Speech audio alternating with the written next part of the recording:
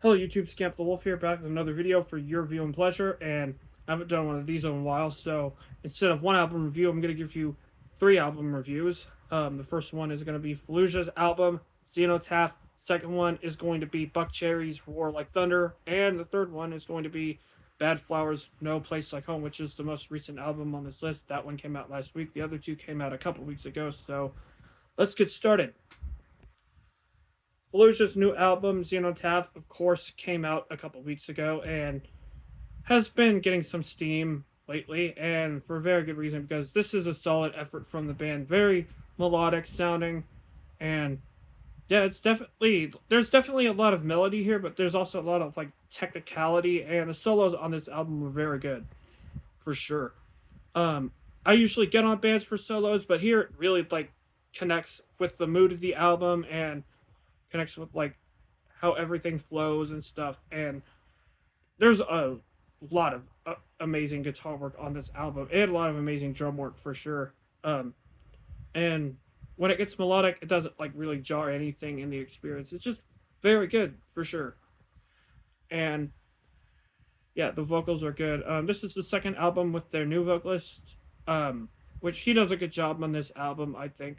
I'm not super versed in this band, but I do know that I do know that they've switched vocalists a lot over the years. They've had some controversy, this and that, but yeah, I feel like Xenotaph is a pretty good album for what it tries to do and successfully does for sure. Yeah, this album is just as good as Empyrean. I think this is a very strong album. So my score for this is kind of in the eights, if that makes sense. Like kind of, I don't know if it's a high eight or a low eight for sure, but it's definitely in the eight range for sure. So that's my review for that album. Coming up next, we have BUCKCHERRY with Roar Like Thunder. Ugh, BUCKCHERRY. So yeah, this is the new BUCKCHERRY album, Roar Like Thunder. Of course, it came out a couple weeks ago, and the reason why BUCKCHERRY's still going well beyond me, but the fact is, this album is trash. I really did not care for this album at all. Like this is obvious. This is easily one of the worst albums of this year so far. From the fact that it sounds like a dated '80s album, and the fact that the solos are so bad on this album. Like this sounds like you thought like 15 was bad or something, and you thought something from one of their earlier albums was bad. Well, I mean, here's Roar Like Thunder. Here's an album that would not be out of place with like an '80s glam metal like collection of like bands from that time that are trying to still be relevant, like the bad bands and of that are still trying to be relevant today and not doing a very good job with that. I think Bad Flowers. That's the next album I'm going to be reviewing. But this album's terrible. This album is very bad. Like with that, like BUCKCHERRY for sure. Like BUCKCHERRY, like I just don't even know what to say. There's a lot of times in these reviews where I'm just like pausing. It's because like I'm just dumbfounded by the fact that this is even like considered tolerable music. There's one track I thought was tolerable, and it's still not a very good song, but it's a song called Hello Goodbye. Don't really remember what caused it to be like so groundbreaking in terms of this album, but when you have song titles like I Go Boom and then like other stuff on this album like Machine Gun, and then you read the lyrics on them, it's like the band isn't even trying. Josh Todd as a vocalist is not even trying. The musicianship is not even trying, and this album is one of the worst albums of the year if it were not for Phil Labante's like garbage album with All That Remains from earlier this year. This would probably be the worst album of the year, but I kind of knew what I was gonna get into. So on that level, I guess I could give it a 3. I guess, but yeah, it's just not good. Don't listen to it. Don't pay any attention to BUCKCHERRY. And pay attention to the next album that we have on this show, which is the new BADFLOWER album, No Place Like Home. No Place Like Home from BADFLOWER is their third studio album, of course, coming 3.5 years after their last album, which I have here. This Is How the World Ends, which I wasn't really that big of a fan of. I feel like they took what made Okay, I'm Sick a really good album, and they just kind of just like upped.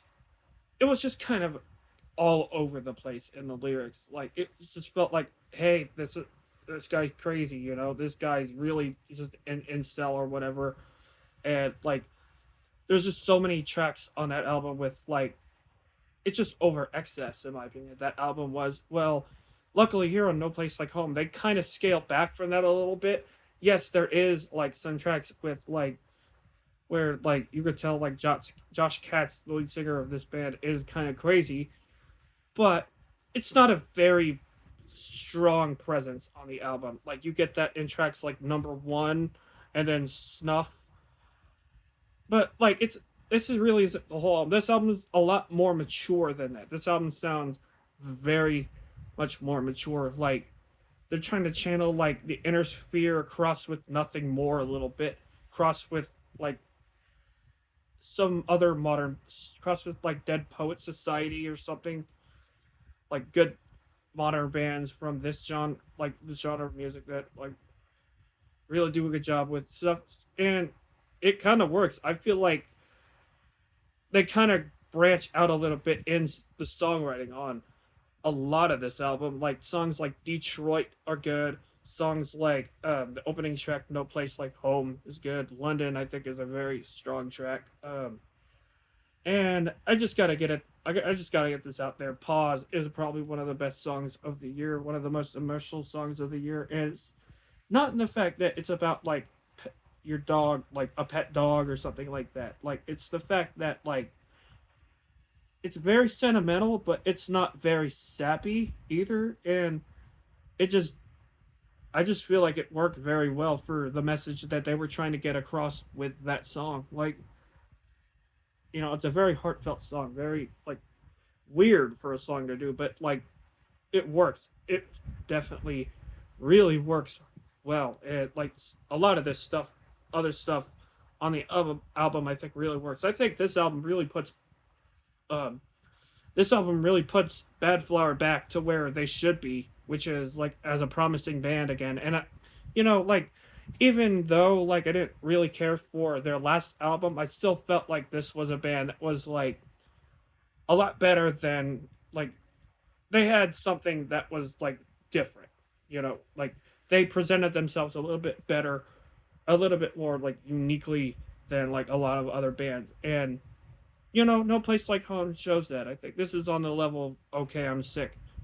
Now, which album is better? Like you could probably tell over time. Like over time, I think like whether like this album's better than the other, but I think they're both pretty good albums. So on that front, I'm just gonna give this an 8 and call it a day with this album review and these album reviews, should I say, and this video. So yeah, that's pretty much it. So I just want to know what you guys think of these albums. Of course, leave it down in the comment section down below. Of course, this is Scamp the Wolf signing out. Take care.